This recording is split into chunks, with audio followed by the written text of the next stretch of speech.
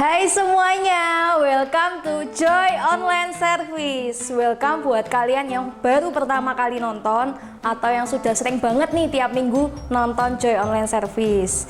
Welcome ya buat kalian yang nonton dari Surabaya, Jakarta, Palangka, dan sekitarnya. We are so happy to meet all of you.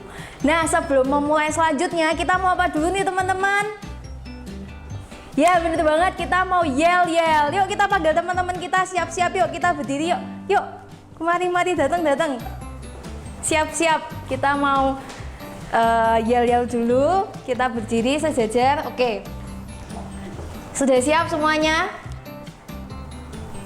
Oke, 1, 2, 3. Joy, yes, I'm awesome. Kurang loncat nih, kurang semangat, harus lebih semangat lagi. Kita bareng-bareng ya semua ya. 1, 2, 3. Joy, yes, I'm awesome. Hooray!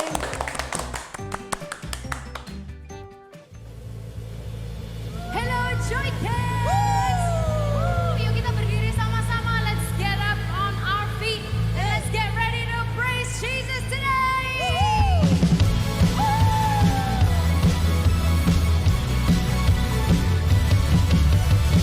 Come on, jump! Sing it together. Kasih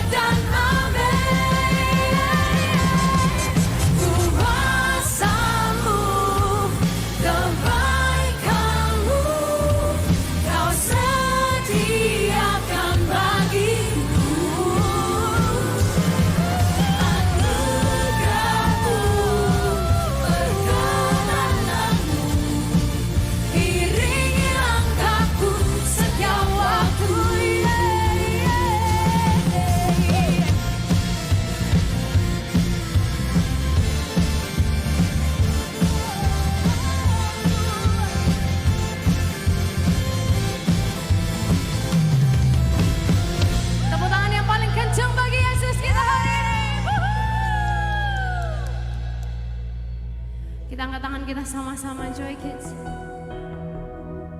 Jesus, you are so good to us. We love you, God, today.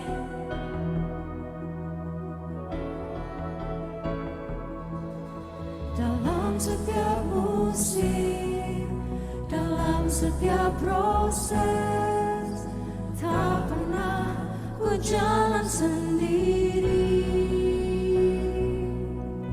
Dalam pergumulan, dalam kemenangan, Engkau Yesus yang besertaku.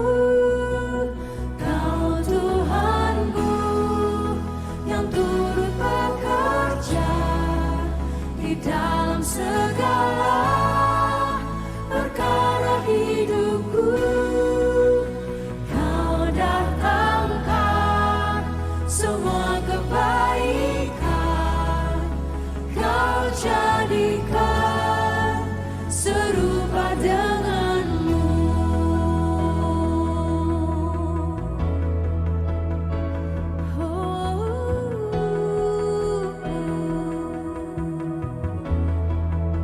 Sing it together.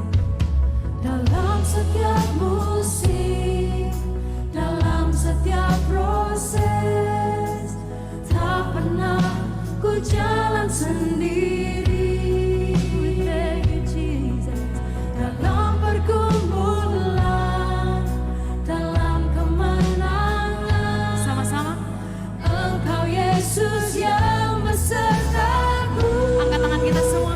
Kau Tuhanku yang turut bekerja di dalam segala perkara hidupku.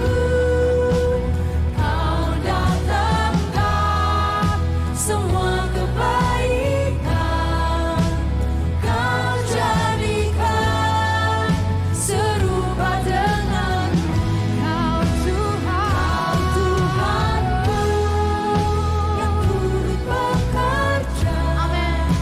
di dalam segala perkara hidupku. Kau datangkan semua kebaikan, semua yang terbaik, Kau jadikan serupa denganmu.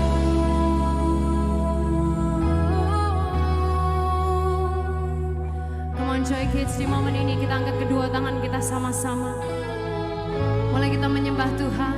Katakan terima kasih Tuhan. Say thank you Jesus. Katakan haleluya. Oh haleluya. Thank you Jesus. Terima kasih ya Tuhan. Buat cinta-Mu bagi kami.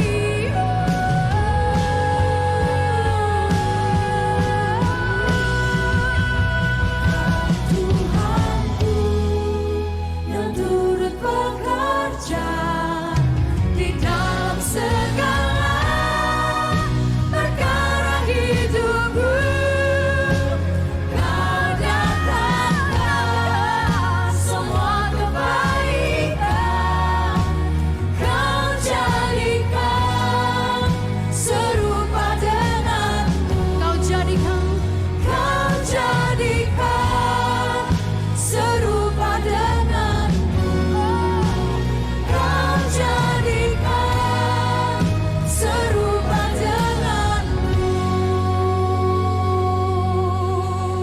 tepuk tangan yang luar biasa bagi Yesus Tuhan kita hari ini. Tuhan kami berterima kasih kalau Engkau terus bekerja dalam hidup kami. You are always working.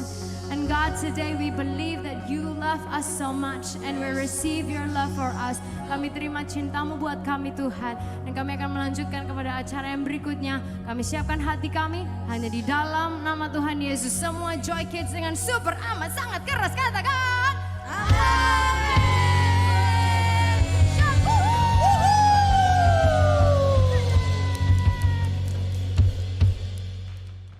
Oke, saatnya games. Nah, games kali ini ada Uncle Peter dan ada Miss Olivia. Nah, games kali ini kita mau cepet-cepetan makan telur rebus. Ini sudah ada 3 telur, nanti 1 Uncle Peter, 1 Miss Oli sama Miss Ingrid. Jadi kita cepet-cepetan untuk dicopotin dulu, terus habis gitu dimakan dan cepet-cepetan sio. Jadi siapa yang menang itu yang selesai duluan itu yang menang. Oke, kita langsung mulai ya. Coba ambil satu-satu. Terserah ya, Ya, Miss, ya. terserah. Oke, telur. Ya, siap. 1, 2, 3.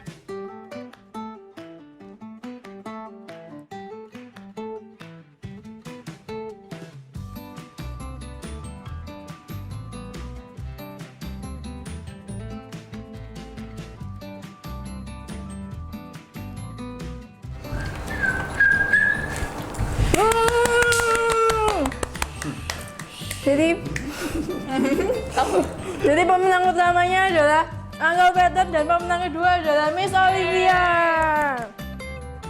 Halo semuanya. Di bulan April ini ya, kita tetap dengan tema kita Adventure with God to be Awesome Kids. Dan sama kayak minggu kemarin ya, kita masih melanjutkan cerita petualangan Musa dengan Tuhan. Adik-adik di rumah pernah nggak, mungkin selama ini ya musim corona COVID-19 ini kalian pasti sering nonton ya, nonton di rumah, entah di gadget atau mungkin di handphone atau mungkin di laptop atau mungkin di TV, dimanapun kalian nonton. Pernah nggak kalian nonton film action ya, di mana ada kejar-kejaran antara penjahatnya dan juga superhero. Jadi mungkin superhero-nya lagi dikejar-kejar sama penjahatnya, karena mungkin superhero-nya pas kebetulan lagi sedang dalam kondisi yang kurang bagus, dia dikejar-kejar sama lawannya, sama penjahatnya, dan di momen-momen lagi tegang-tegangnya dia dikejar, tiba-tiba ternyata di depan superhero itu ada yang disebut dengan tebing atau mungkin ada jurang gitu ya. Jadi di depan superhero itu ada jurang dan superhero nggak bisa lari. Aduh, apa yang harus dilakukan?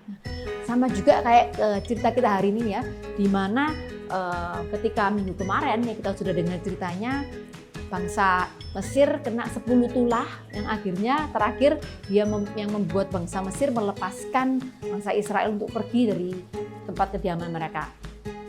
Dan ketika bangsa Israel itu diusir oleh Firaun untuk keluar dari Mesir, di tengah-tengah perjalanan Raja Firaun ini dia berubah pikiran, wah nggak boleh ini ya, budak-budak nggak boleh dilepas, harus dikejar. Dan bangsa Israel sedang dalam perjalanan, lalu bangsa Mesir ini mengejar bangsa Israel dengan menggunakan prajurit-prajurit.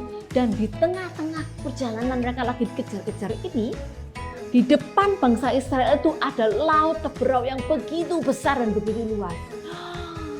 Kira-kira apa yang bakal terjadi nih?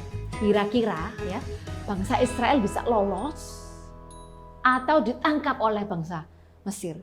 Ya, kita saksikan ceritanya sama-sama ya. Jadi minggu kemarin setelah bangsa Mesir melewati 10 tulah, ya, tulah terakhir adalah yaitu kematian anak sulung ya, semua mulai dari ternak, orang tua, pokoknya anak-anak semua manusia apapun semuanya anak sulung mereka itu mati ya, nggak peduli mau yang usia berapa, mau yang dari kecil sampai besar, mau orang tua, pokoknya semua anak sulung orang Mesir plus juga dengan ternak-ternak mereka semuanya mati. Sampai akhirnya membuat Firaun itu benar-benar marah karena termasuk anak sulung Firaun itu juga mati, dan akhirnya Firaun melepaskan bangsa Israel dari Mesir. Dan di minggu kemarin kita juga sudah dengar ceritanya ketika bangsa Israel merayakan Paskah yang pertama kali dengan menyembelih seekor kambing ataupun domba, lalu dipotong dan darahnya dioleskan di pintu ya. Akhirnya bangsa Israel bebas dari Mesir, dan ketika mereka bebas dari Mesir, ini yang Tuhan katakan kepada bangsa Israel. Jadi mulai saat ini ya, karena anak-anakmu dan juga ternakmu yang sulung tidak dikorbankan, kamu harus mempersembahkan mereka untuk aku. Jadi semua anak-anak sulung itu harus dipersembahkan buat Tuhan, dan istilahnya harus dikasihkan untuk Tuhan, anak-anak sulung baik yang ternak maupun manusia. Dan setelah itu mereka mulai bersiap-siap untuk keluar dari Mesir. Mereka minta semua kepada tetangga-tetangga mereka, orang Mesir ya, minta harta benda macam-macam. Dan orang-orang Mesir itu karena begitu ketakutan, mereka dengan begitu baiknya memberikan semua yang bangsa Israel minta. Singkat cerita, bangsa Israel siap, sudah packing semuanya, mungkin koper-kopernya sudah begitu banyak. Mereka keluar dari Mesir, mereka jalan. Karena waktu itu nggak ada mobil ya, belum ada pesawat, jadi mereka berjalan kaki. Mungkin ada keledai atau apa, tapi tidak semuanya naik keledai. Jadi kebanyakan dari mereka berjalan kaki. Dan dengan ribuan orang keluar dari Mesir, mereka jalan kaki. Lalu di tengah-tengah perjalanan, Tuhan itu menyediakan 2 buah tiang ya. Yang pertama, tiang awan itu untuk melindungi bangsa Israel dari panas pada waktu pagi sampai siang hari. Lalu Tuhan menyediakan juga tiang api ya, yang menjadi penerang buat bangsa Israel ketika mereka berjalan di malam hari. Jadi 2 tiang itu bergantian, kalau pagi tiang awan, malam tiang api, itu menolong orang Israel dan melindungi orang Israel. Mereka masih lagi jalan ya, karena perjalanan dari Mesir menuju ke kota perjanjian itu cukup jauh ya. Jadi mereka berjalan kaki dan ada banyak anak-anak, tentunya nggak bisa jalan cepet-cepet, nggak bisa lari terus. Jadi jalannya ya sesuai dengan pace mereka, dan istilahnya ya seperti jalan biasa ya, nggak bisa cepet-cepetan. Dan singkat cerita, ketika mereka sudah lewat mungkin beberapa hari lalu, bangsa Mesir yaitu Raja Firaun mulai berpikir, waduh, kalau seandainya orang budak-budak ini pergi, berarti semua hal yang biasa mereka kerjakan itu harus kita dong yang ngerjakan gitu ya. Harus kita sendiri yang ngerjakan. Waduh, nggak bisa ini ya, nggak bisa. Mereka ini harus dikejar. Kita harus membuat mereka kembali jadi budak untuk menyelesaikan pekerjaan mereka. Dan pada saat itu bangsa Israel sedang berkemah di sebuah kota yang disebut dengan Pi-hahirot ya, antara kota Migdol dan Laut Gelagah dekat kota Baal-Sefon. Jadi nama kotanya adalah Pi-hahirot ya. Dan mereka sedang berkemah di sana karena kalau jalan terus pasti capek ya. Jadi ketika malam hari mereka harus berkemah, lalu mereka istirahat. Dan pada saat itu mereka sedang berkemah dan tiba-tiba mereka lihat dari kejauhan ya. Mereka lihat dari kejauhan begitu banyak prajurit Mesir ya, karena prajurit Mesir ini mereka jauh lebih cepat ngejarnya karena mereka naik kereta kuda ya, mereka naik kuda, ada yang sebagian naik kuda, ada yang naik kereta kuda. Mereka nggak jalan kaki kayak orang-orang Israel tadi. Jadi mereka dengan begitu cepat akhirnya mereka bisa menemui, istilahnya ngejar bangsa Israel yang sedang berkemah di Pi-hahirot tadi. Dan ketika mereka lihat dari kejauhan, karena yang namanya kereta kuda kan nggak mungkin bunyinya kecil-kecil, tapi namanya kereta kuda pasti bunyinya keras sekali, guguk gitu ya. Mereka lihat, wah mereka jadi sangat ketakutan ya, kayak film action tadi ketika penjahatnya ngejar dan bangsa Israel sedang di dalam terpojok, karena di depan bangsa Israel ada laut Teberau dan di belakang mereka, istilahnya ya, ketika di belakang berkemah mereka di dekat sana, di jauh sana, itu ada bangsa Mesir yang sedang lari naik kereta kuda ngejar mereka. Tapi ini yang hebatnya Tuhan kita ya. Bangsa Israel udah mulai stres ya, mereka mulai marah-marah. Aduh gimana ini Mas Musa? Kalian ngeluarin kita dari Mesir supaya kita mati nih di sini gitu ya. Supaya kita dikubur di padang gurun ini. Lalu Musa berdoa kepada Tuhan dan Tuhan menunjukkan mujizatnya. Tuhan bilang sama Musa, angkat tanganmu ya menghadap ke laut dan laut akan terbelah. Dan sebelum laut terbelah, Tuhan mengirimkan angin yang begitu kencang ya. Untuk apa? Pertama, menghalangi bangsa Mesir mendekati perkemahan Israel. Jadi pada waktu masih berkemah, pasti semua barangnya belum diringkesin gitu ya, belum di packing. Jadi mereka mesti butuh waktu untuk packing dulu. Jadi Tuhan mengeluarkan angin yang begitu kencang untuk menahan bangsa Mesir, kereta-kereta bangsa Mesir ini mendekati perkemahan Israel. Jadi anginnya itu menahan, lalu Tuhan mengirimkan juga angin yang kencang untuk membelah lautan. Dan di momen itu bangsa Israel semuanya jalan, mereka melewati, menyeberangi laut Teberau. Dan ketika mereka sudah hampir menyeberangi laut Teberau, baru Tuhan melepaskan prajurit-prajurit Mesir. Tujuannya apa? Tuhan mau menunjukkan kepada bangsa Mesir betapa hebatnya Tuhan. Dan juga bangsa Israel terutama. Mau menunjukkan gimana Tuhan bisa melepaskan bangsa Israel dari apapun. Gitu ya. Dan setelah anginnya dilepas, bangsa Mesir kan berusaha ngejar juga. Mereka juga masuk ke dalam lautan itu. Dan ketika orang terakhir melangkahkan kaki lewat dari laut Teberau, di saat itu juga Tuhan bilang sama Musa, turunkan tanganmu. Dan ketika semua prajurit Mesir itu sedang berada di tengah-tengah laut Teberau, Musa menurunkan tangannya. Dan Tuhan istilahnya itu menghabiskan semua prajurit Mesir yang mengejar bangsa Israel. Dan di saat itu kita lihat, wah, semua bangsa Israel tepuk tangan, yeay, Tuhan hebat, Tuhan hebat. Itu adalah momen kemenangan, momen yang nggak bisa dilupakan sama bangsa Israel di saat momen-momen mereka menyeberangi laut Teberau. Dan kita juga sudah dengar cerita-cerita banyak ya, minggu-minggu kemarin gimana petualangan Musa dengan Tuhan ketika Musa lahir. Ya, Musanya harusnya mati tapi diambil oleh putri Firaun. Dan ketika dia lari ke Midian, dia bertemu dengan semak terbakar yang nggak hangus. Dia dipanggil Tuhan untuk menyelamatkan bangsa Israel dari perbudakan. Lalu ketika dia kembali ke Mesir, Tuhan menunjukkan mujizatnya dengan mengeluarkan 10 tulah yang khusus hanya untuk bangsa Mesir. Bangsa Israel sama sekali nggak tersentuh tulah itu. Dan di momen terakhir bangsa Israel merayakan Paskah yang pertama kali dan mereka dibebaskan dari perbudakan. Sampai terakhir minggu ini mereka bisa lari dan mereka bisa menyeberangi laut Teberau. Dan bayangkan gimana kalau seandainya bangsa Israel tadi sudah yang buntu tadi nggak bisa lari, tentunya mereka ditangkap dan kembali lagi atau bahkan mungkin dibunuh oleh pasukan Firaun. Tapi Tuhan tuh punya cara yang begitu hebat ya. Begitu juga dengan kehidupan kita. Ya, kalau kita istilahnya kita percaya dan berharap kepada Tuhan, kita tahu bahwa satu kunci hari ini, God granted me new life. Ya, seperti tadi bangsa Israel. Dari budak jadi orang bebas, itu adalah hadiah atau anugerah yang Tuhan berikan kepada bangsa Israel.